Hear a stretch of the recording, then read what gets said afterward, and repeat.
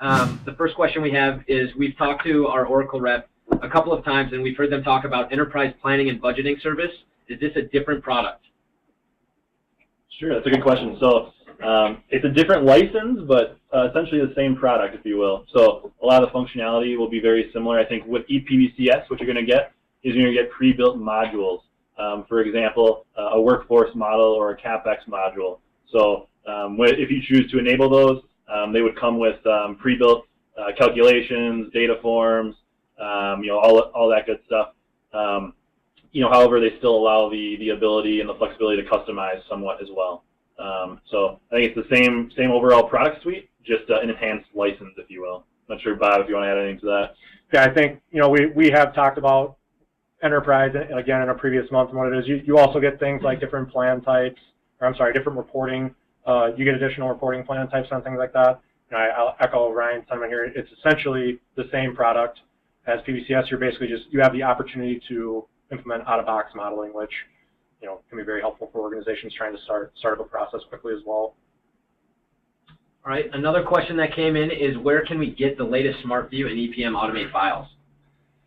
Yeah, so those files, and I know I touched on it on a previous slide, they're really easy to get. Again, you get them right from your dashboard. There's a drop down right next to your name. So here we have the slide back up. You just click that, you click downloads, it comes up right there. There's SmartViews on there, EPM Automate's on there. There's a few more tools that I can't think of right now, but anything you need from a client, like desktop standpoint or anything like that, you can download all of those different products right here from that main login screen when you log into the system.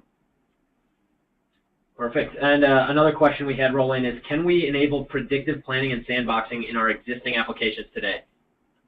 Good question. So from a predictive planning standpoint, you can without any application changes. I believe, though, from a sandboxing standpoint, you have to enable that upon application creation. So it's actually a checkbox within the wizard where you actually have to check that and say, I want to enable sandboxing in order to leverage that functionality.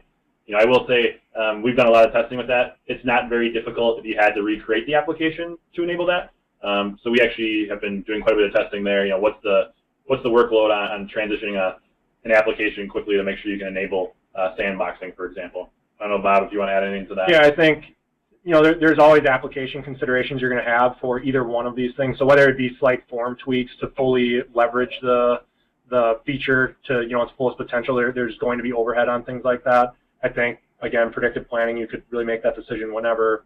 Sandboxing is good to make up front, but we do have tricks at eCapital to enable that after the fact for relatively little to no cost as well.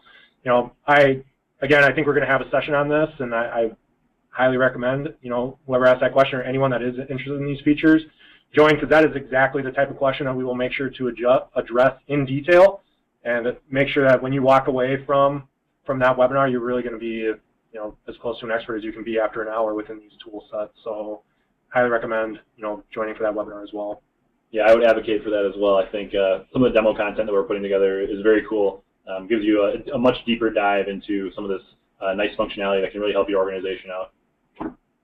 Perfect. Thank you. That actually concludes our Q&A portion of the event. So if you want to learn more about the capabilities of Oracle's Planning and Budgeting Cloud Service or our Cloud Enablement Kit, please do feel free to reach out through our website. There are also, you can find the broken down videos of the main points discussed in our past webinars. We also invite you to follow us on LinkedIn, YouTube, Facebook, and Twitter. And that does conclude our webinar today. So thank you, everyone, for joining.